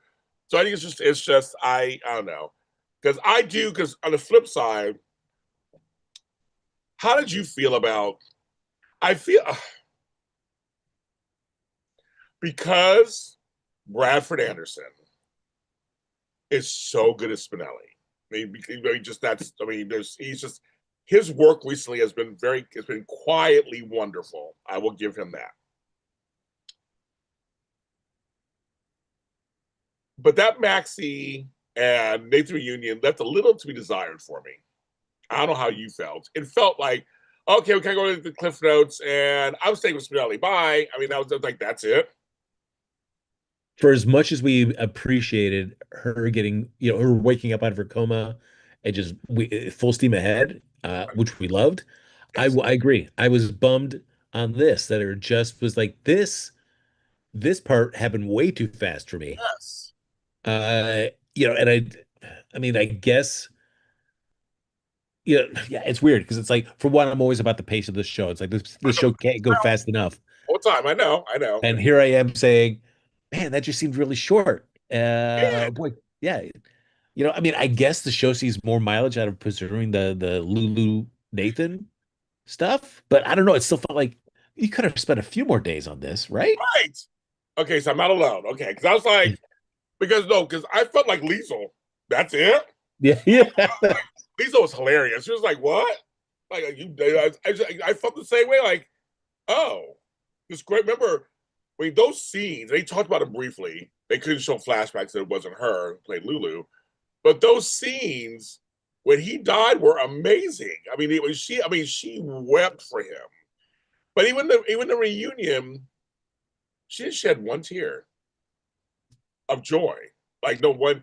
It was just like she kept looking at him walking around. But I felt like there's something missing for me in these scenes. Even if you still choose Spinelli, I was expecting her to like weep in the fact that there he is in front of her, and just like and just I felt I'm not I. Some folks say in the chat and online because he's not Nathan. But I'm looking at her side of things. I'm looking at she is Maxie, and her reunion with everybody else seemed normal. Yeah. Uh, and when she chose, Spinelli, it was a beautiful scene. It was beautiful and everything. But I'm just like, unless Frank, and I could be just writing stuff myself, unless they're going to do it later when she gets with Lulu and Maxie gets jealous or something. I mean, maybe they'll play that. I don't know. I was with Liesel. I'm sorry, I was with Liesel. Like, I don't know what's going on here. It's I mean, it's getting harder to not to think that it is fully Nathan, Right. because the way he blows up at Liesel, he Yeah, came in that was really hot on that. huge. Yeah, and just from his, well, I mean, he has no memories until he wakes up 7 years later in the hospital. So, at least from that perspective, his love, he died in front of Maxie and he wakes up in a hospital 7 years later. That love for Maxie should be just as strong as ever. Right. And even though Maxie's been in a coma for 6 months or so, you would think that that would not diminish for Nathan at all. Yes. Because You know, that's how they played when Nina came to life. She was like a 20-year-old because she had that 20 years. When others have come back, the dead, they usually play that. They usually play the like it hasn't changed for me, and I'm like, that's what's so weird to me. It's like, okay, well, I'll love you too. Good luck. I mean, like, what? yeah, I mean, and like the Dante Lulu, I mean, it was a different situation. They were not together, even though Lulu, it was like, wanted to tell Dante that she still loved him before she combed it out. But like Dante, I mean, even 5 years, Dante took the time to kind of, just think about Lulu, and then he did move on. I mean, he even, and they weren't even together, so he still Right, wasn't like that. It's so yeah, it was so frustrating. And so and now I have no idea. Like, is this, you know, how much of this is really Nathan, and how much is whatever is going on inside his noggin? right. So I was same here. So I'm just like, Just Especially because at least my hope was that Maxie waking up and seeing Nathan was gonna be like the tip of like her saying like, hold on guys, that's not Nathan. I know Nathan, and I don't know who you guys have been talking to for this last 6 months, but that's not him. And so we don't even have that scene either to like kick off anything about finally getting answers to what's the deal with Nathan. So I am really curious now what the show's gonna do about this. I know. I'm not. Yeah. I'm very very curious. And it was weird. So I mean, like I said, sometimes we're good at like just cut to the quick and let's go. But other times I'm like, that's not. So maybe they're doing something later. But this week they basically settled it. And now Yeah. he's talking to Lulu, going, "So we can go. We can do it now, right? We can do it now. Now we can do it now." But he's like a hungry dog. He's ready to get Frank. He's ready to get in there, Frank. He's like, oh, he's like, I'm ready. Yeah, and I mean, how do you break that to Maxie and well, I mean, the Dante? I mean, I feel like I mean, yeah, it's your best friend, but hey, I'm gonna get with your ex-wife. Right. Uh, Hey, I'm gonna get with your formerly dead husband. right. It's gonna be weird. So I don't know if that's and You but I'll chose give somebody else, Maxie, so you should be fine with it, right? right, right. But I'll give Maxie credit. One thing they kind of giving us a little bit of. She went back to work as she would. Loved stuff with her and Sidwell. Oh, Yes, I know. Yes. Oh, Sidwell was so bothered by. He yes. was so bothered by her when he went to close the door. I don't know if it was. Oh, his face was so sour. I, But he's like, Jens, this conversation isn't over. And he's like, "Mm." he did. He actually pouted and closed. Oh my god, I loved it. Oh my god, I loved it. She was like, "Thank you very much, but it's time for you to have your exit strategy, basically." And he was not hearing that. He was not hearing that. He was like, "Oh, the exit strategy." And this is with Maxie not even knowing that Sid was the reason she's in this coma. Right. I am hoping that information comes out because Maxie knows that. Oh, baby. Uh, so I did. So I enjoyed. So that's something I enjoyed. But she's back at work, so that's where she should be, and all that.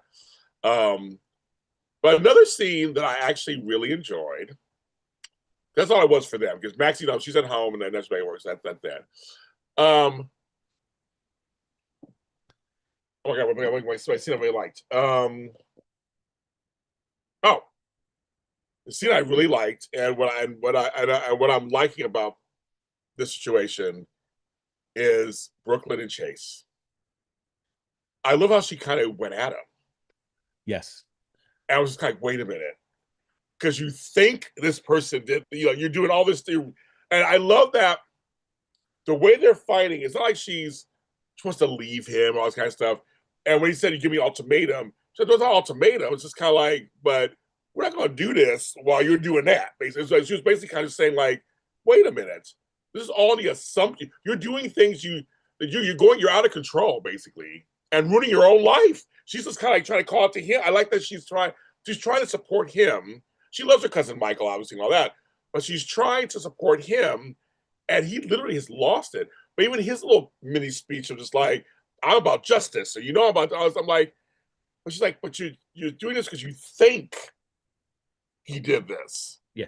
There's no proof. I mean, you may not have touched the key, you may not have put the key on it, but you touched the key. You did something to try to set him up.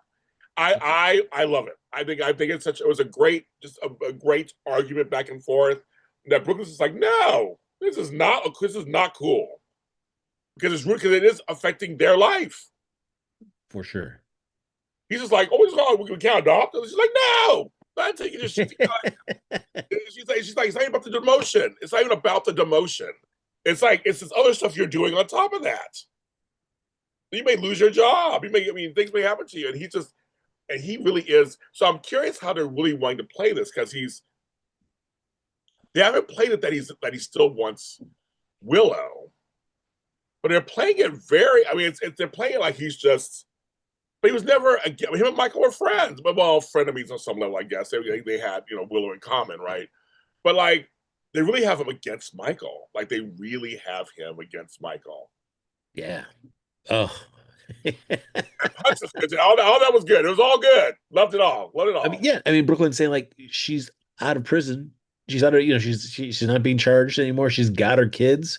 Like she's cool. Why are you still so obsessed with making Michael pay for this? Right. It's like, and now he keeps messing up because the department, which I kind of love this, they really can't charge Michael anything. Even if he did, I mean, it's all, he's messing up their whole case. And I know Dante is so bothered by him too. By this. And Dante said he believes Michael. He believes Michael. Yeah, He does. And 88 Turner, she thinks Willow did it. which I love. I I love love it that too. she's like, I had the right person. Yes. When she said it, I was like, that's right, girl. She's like, it slipped through their fingers. And we know that Sidwell's behind it, of course, obviously helping Nina. But that's the whole thing. It's like 88 Turner's like, no. I had the right person. And I love that they're playing them a little smarter than they normally do. Not that much. That she's like, no, something's off. But I just love that Dante's just so exasperated because it's like Chase, he wants to beat Chase down. Like, come on, Chase, stop it. Like just stop it. And Chase is just like, I didn't do anything that wrong. I didn't. I'm like, you did. You ruined. You made the case worse. You just want to just slap him in the back of the head. Just Right. boom. Come on, Get it together. wake up. So I just love how Dante. He's like, oh, you're making my job harder. Come on, work with me. Jeez, but when he said he believed Michael, I said, okay, good. There we go. So now we kind of, because I think for a while people they were like, he could do it, and nobody was sure. But I like that they finally made Chase pick a side now, and I think he feels the same way as Indian Turner. Like, we had somebody, that footage is gone. Yeah. So they feel like they've been duped. That's what they feel like, and so that's the problem. Uh, uh, but also really curious to hear how Willow will feel like once she realizes that Chase is in hot water. Because I mean, we get to see that flashback again of her putting those keys on the ring. Yep, we did. And as well as like when Wiley talks about going to Hawaii, man, Willow's also, it's like, all right, what is she gonna do to ruin that trip? Right. Something's coming. Oh, it's coming. Sorry, folks. I like this Willow. Now I can look at her now because I before I had no use. I've had no use for her all these years. Now I do. I got crazy bitch. I do. I'm in. She crazy. And what's funny is Nina doesn't know it. Nina has no idea how crazy her daughter is. Oh. Liesl has an idea though, a little bit. Liesl has a little idea, but like she doesn't know. Liz doesn't know. Were you surprised that Sidwell was so involved? Yes. I was like, say what? You know all this? You've been giving Willow the drug?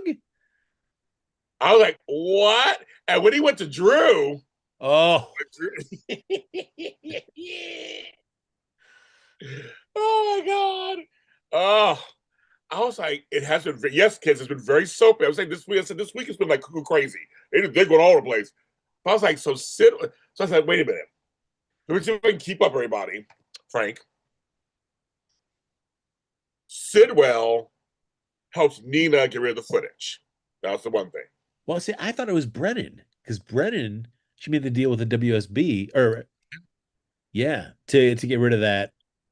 Because in exchange for the whole Valentine stuff, like, hey, now talk to Charlotte for me to see if you can find out where Valentine is. Okay, you're probably right with that. But then how did Willow go to Sidwell though? And then Sidwell said, like, oh, hey, I talked to my contacts in the PCBD and and from the footage, I felt you were more involved with this. So I think like Sidwell is making assumptions that turned out to be true. Right. But I'm guessing Brennan still, he took advantage of Brennan erasing the footage. Maybe, yeah. But it's just, I was just like, yes, Sidwell's involved. I was like, Sidwell's involved. And when he started showing about her house, I'm like, oh, what are you doing? And threatening her. Oh, yes. Like, oh. And she was like, thank you very much. I'm good. And he was like, no, we ain't you ain't good. Basically, I love when they were talking over each other and stuff. I loved it. It was like, I felt like a real conversation. Because he kept talking, she kept talking, he kept talking, and he was like, and then he got serious. I was like, you will take that job. Basically, I'm paraphrasing. You will take that job and you will like it. And you will do my bidding. basically. And so when he went, they say he slid it off to look at Drew and admit all this. I was like, oh my god, I am. Yeah, you guys in the chat, I agree with you. I am nervous because now we got Sidwell. His hands are in too many things. I always get nervous when a villain has their hands in too many things. Because what is that? Because what does that mean for that villain? It makes me nervous about that. Because Yeah. because of that, it spills over to Laura and Alexis. Their conversation, their conversation. You know, I'll get over it. I see. I just need a minute. And I love that. So Alexis thinking she gonna be the new, congresswoman. Told her family. Diane's back. Sans wheelchair. She's back. All this stuff, and of course the press conference. And first, and then Laura. We can't even tell this story without Frank's favorite side character, Ezra Boyle. Again, shoot that scenery, Frank. Loved it. Here, shoot it with Laura. But it's funny because Daniel Craig Cosgrove actually really is a good actor. I've looked at other things he's done. But I kind of feel for him a little bit. His exchanges with Jeannie Fred, they're really good actually, where he's kind of like, we're in the same boat. Just like, relax and just take it, so kind of guy. Just like, we got, just, you'll learn to like, you're new at this. You'll learn like, and Laura's like, no, I will never. But I kind of like they have to work together in this weird way. It's like, I'm enjoying their exchanges actually. I don't know why I am. Yeah, it's sort of like that I feel like for Ezra, it's like that misery loves company. So he's fine with like, hey, Laura, join the club. Let's commiserate. We're Yeah. all under Sidwell's thumb. But I love that there's also that for as much as they butt heads, I feel like he does respect Yes. Laura and the fact that like she's willing to still stand up to Sidwell. It's like, geez, yeah, I don't have that spark at all. That's long been beaten out of me. Yes. But I felt like again another example of the show going a little too fast for me was we end with her walking out of her office like, I'm picking Alexis, that's it. And then we cut to the news conference and she's like, "Oh, it's Willow." I'm like, where was that? I needed just a little bit to understand why she made that flip. Was it just enough that Willow was there? She was there at the the mayor's office, so she's like, "Well, Willow's here. I guess I'll just say her name." I agree with you. I agree with you completely. Ambasat says, I love Ezra softening, helping Laura, and Daniel's good in the role. No, he is. Yeah. You're right. Dan Costco was hot back in AMC and Guiding Light days. But yeah, it's their exchanges are pleasantly surprising me. I'm just going, wow, like these are two veteran actors, who, just like Laura is so exasperated by him. She just, when he opened the door and she goes, oh, I don't have time for this. You felt, that person gets on your nerves, just like, oh, I don't have time for this right now. That she had that, she just went, oh. And he's like, hi, again, not reading a room, just hi. Come on in. I love it. For some reason, it's just kind of a fun role, and it's working for me. It's working for me.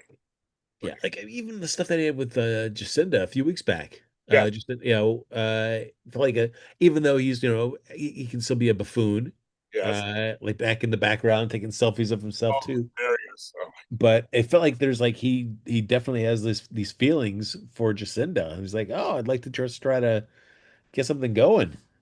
It's Yes. like even though he's a cheesy dude, like you can't help but still feel like, oh man, sorry, man. I do. No, I think it's a testament to, again, as Mark Teschner says, it's up to them to fully flesh it out. But it's a testament to his work. I think it's fun. And anyway, I agree. By Jeannie Francis. Obviously, she's a legend. But I'm liking their scenes because they're kind of in this situation. They are in a situation together. They are kind of like stuck together. But I agree with Frank that suddenly Willow is it. And I love suddenly looking at Jason, just like, I don't know. Like, Yeah, they went from like, oh, I think Laura made a huge mistake to like, oh well, she said Willow's name. Like that was too fast for me. yeah, It too was fast. like, Too fast. Too fast. but it's also weird too. It's like for as much as I felt like that was too fast, the whole general idea of Sonny and Laura working together is also feeling too slow for me too. Yes, I agree. Or I'm just like, what happened to this these plans and things that you're going to try to put in action. And so far, we've got nothing. Well, see, this is where the pacing is off because we have Lucy, and that's part of the plan too somewhere. I guess so.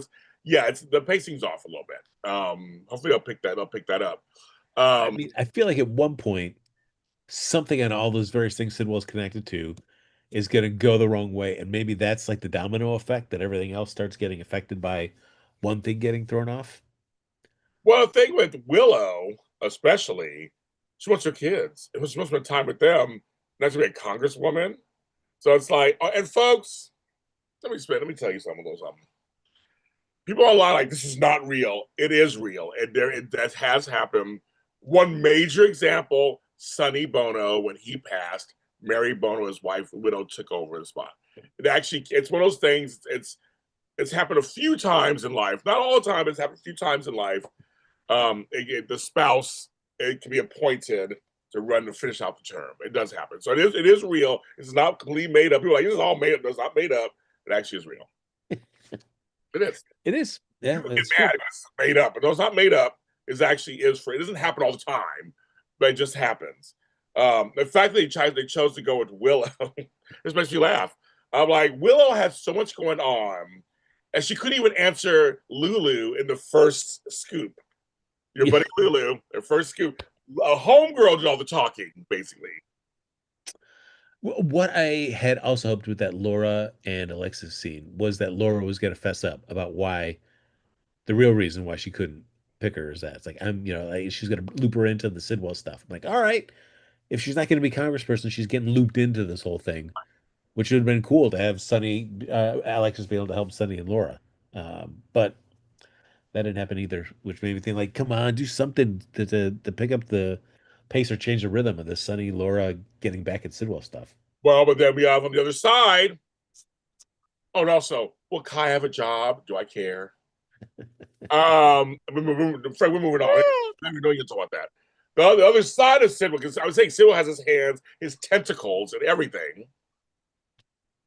Then we have over here Sidwell, and we got Lucas working with Britt.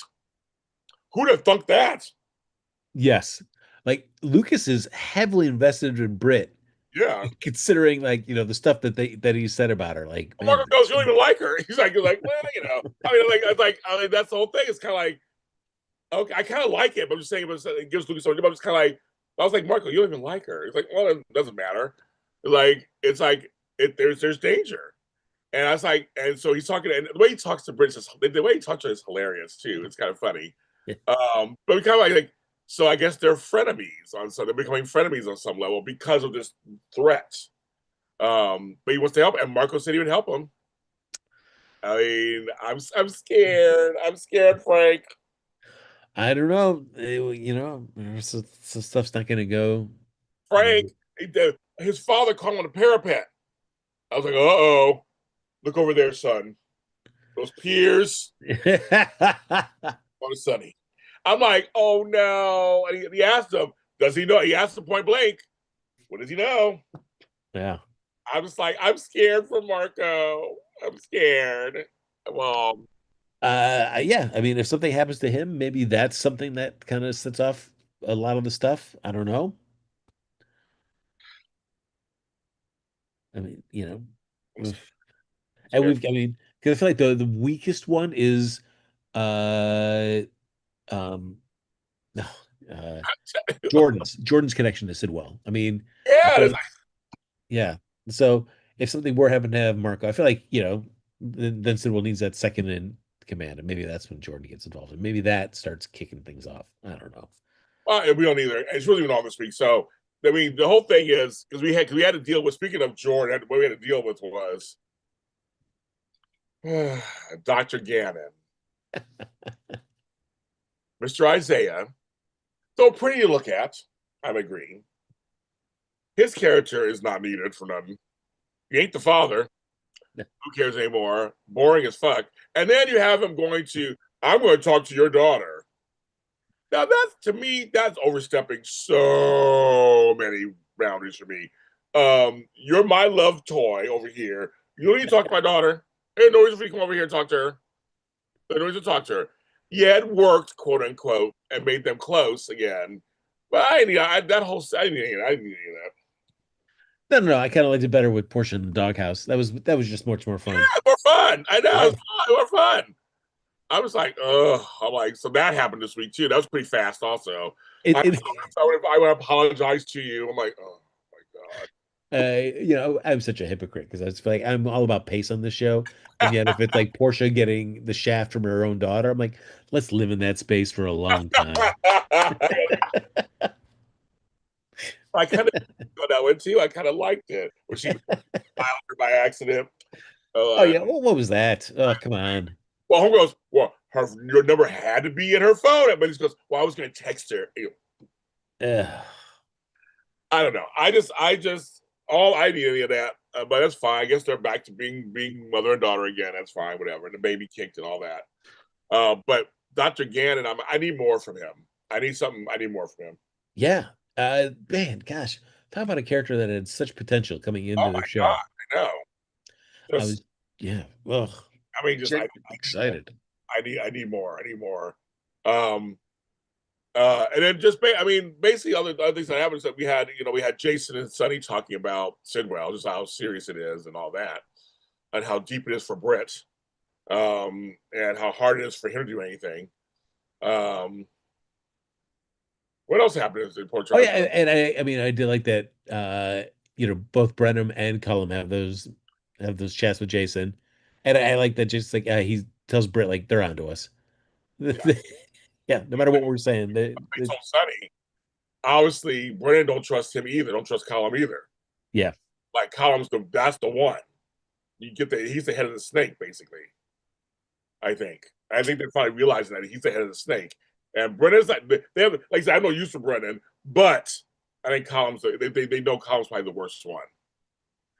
Yeah, it's like come on, you have a little use for Brennan. He was cool.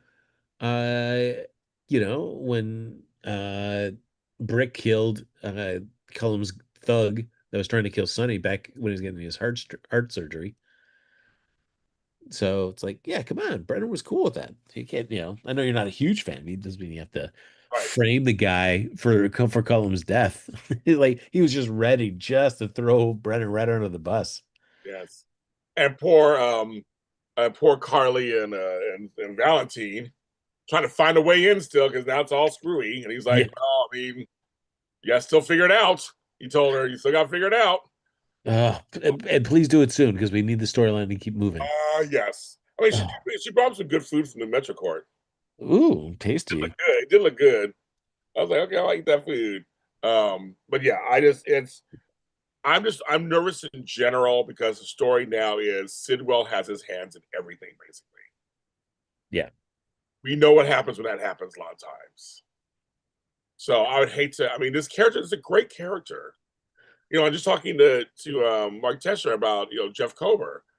That was a great character too, but they written him too cartoonish and certain. I mean, it was just like it gets. I I don't want Sidwell to be super. I mean, he's already kind of cartoonish. I don't want him super cartoonish because he has such class and humor, and he could be a nice long time just thorn in people's side. Yes. Scared that they're. I mean, they're writing a little too into a corner. Yeah, I hope not because gosh, I would love to see, you know, sure, whenever stuff done, if you want to send him off for a little bit, great. Give him a little rest. But he's somebody that I think would be really great as a reoccurring person. Yeah, I agree. I agree. We had a couple of reunions. Almost forgot those, and they're fine. Cody and Molly, fine. Again, I don't need any more like this should stick. I don't need any other kind of manufactured drama between the two of them. I agree with you on that. And then Emma came back.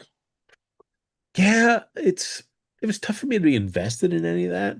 And that's only because we don't really see any of that storyline. The idea of Robin and Emma heading to France to talk to Robin, yeah, Robin and talk to Anna sounds intriguing, but we never see it. So, Yes, DG. Somehow we're agreeing on everything today. That's kind of scary. I think and tell me, like James, say you're there on the West Coast, you find out your mom is being institutionalized somewhere in France. Your daughter's come and told you. Are you just gonna fly out there and assume you're gonna be able to talk to your mother in this French mental institution, or would you call ahead just to confirm that you're gonna be able to have access to her, so you don't waste a whole damn flight all the way out there? I think who Robin is, though. That's a good question. I think who Robin is. I think Robin would fly out there. She knows Paris. She knows France. I think she would fly out there. And Without even knowing for sure you could talk to your mom. oh yeah, demand to get in there. Just Scorpio. They all do that. She would fly. I think Robin's a little more impulsive. I think than some people give her credit. I think she would. She would go. Yes. Okay. All right. Felicia and them will call first. They're older. They'll call first, like they do, and see what's going on. But I think Robin would go out there and demand to see her mother, just because there's a whole long history of her mom being gone, coming back. I have a feeling she would, and probably Patrick was like, "Don't go out there." He probably talk her out of it. Try to talk her out of it.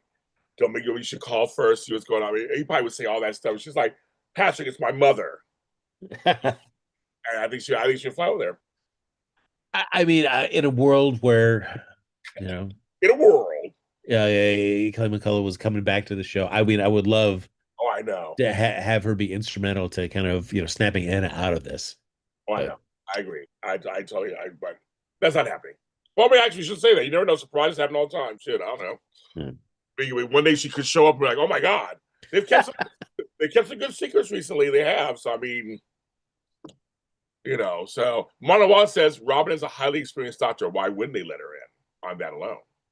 That's true. That's true. That's what I mean, it seemed odd that they're like we couldn't even see her. I had to watch her in the garden from a distance. yeah. They go, and somebody else says, "Yeah, Robin wouldn't have left without seeing her mother." I feel like Robin's that kind of character. It's just a little too, just like, she would be pushy. You remember Robin would do that. I think Robin would do that. Other characters wouldn't do it, so I think she would do it. That's a good question, though. I think she would do it. I think she would push. Well, James, I think, as you know from what Mark said today, I only ask. I know you only ask good questions. I mean, you ask the best questions. He didn't answer any of my questions, but that's fine. He answered Frank's questions, but that's great. Here, I mean, we're a team, so when you win, we win. That's true. Except it's not going to be just me on the red carpet at the nurses' ball. It's going to be us. But when you cut this episode out for your reel, so you're saying, "God, Frank, such great questions." Yeah, I know, I get it. So they're back together. They're back together. We saw Doggykins. He was homeboy took him at his house for a while. Little cutie thing, little Pomeranian. Oh yes, and A.D. Turner and Sonny kissed. Man, it's been so long since Sonny's got any action. I'd forgotten. Like he still love a Sonny kissing technique where he just grabs the side of the head. That's right. And now she's freaking out. Yeah, well, and it's always getting relationship advice from Jordan is perfect. Perfect. I think Frank's being facetious, they call that. Sarcastic. And I will not I cannot claim to say that I have my finger anywhere near the pulse of the axe throwing entertainment industry. But if you were to tell me that this axe throwing set would have such long legs, I would never have believed it a couple years ago. Same here. Right, same here. It's funny with sets because I was on Young and Restless. They actually brought a set back from a long time ago. I was like, wow, they brought that. That's still in production. Like that, like it's good. So you're right. So it's like that whole axe throwing thing. I give them points. That and the nail salon. Yeah. I mean, they've kept them for a long time. So I'm just like, I mean, they are different kinds of sets. You don't see them anywhere else. So it's true. I mean, they got room. I guess they got room on stage, whatever stage they're on. But I was like, yeah, that whole set. But the thing is, once again, Maurice and Nazneen, who plays A.D. Turner, they have chemistry. They do. But it's like a repeat. It's him with a dark-haired lady. That happens all the time. Besides the few times he went blonde. But for the most part, it's like another Brenda or Reed. Or just kind of another, I mean, Claudia. It's all these people he kind of, I'm like, okay, we'll see where this goes. and Jordan just like, he's really charming. He's really charming. He's really charming.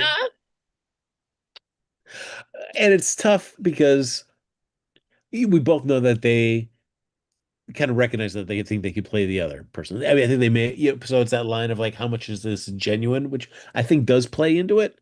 And then how much of it is like, oh, you still use this to try to get a leg up. And for whatever reason, I needed to get a leg up. I don't know. I don't know. I know. So it's kind of, it's yeah, something else. I don't know. Was there anything else this week?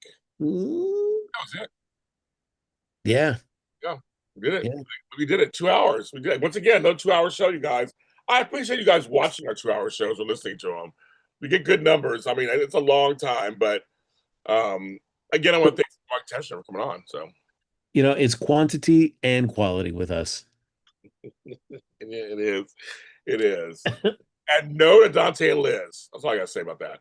Thank you everybody for watching us. We won't be here next week. We'll be back the following week. No, I'll miss you, James. It's it'll go by fast. I swear it. I hope so. Just pray for me in Sacramento. So, and everybody lives in Sacramento, don't try to find me. I'll be hiding. Don't pray for me, Sacramento. The truth is, I never left you. Well, I never loved you. That's what it should be. Ugh. Anyway, enough Sacramento bashing. We'll see you guys next week. Thank everybody for watching. Bye. Mwah.